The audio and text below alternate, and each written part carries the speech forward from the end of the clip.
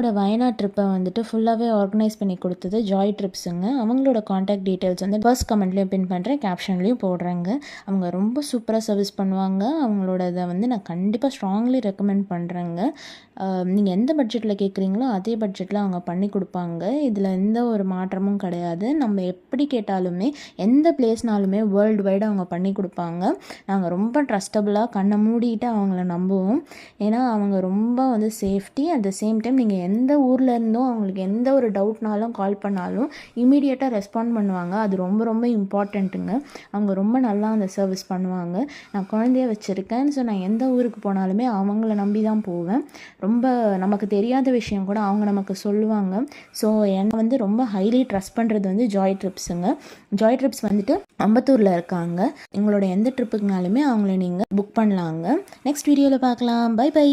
என்னை சப்ஸ்கிரைப் பண்ணிவிடுங்கப்பா.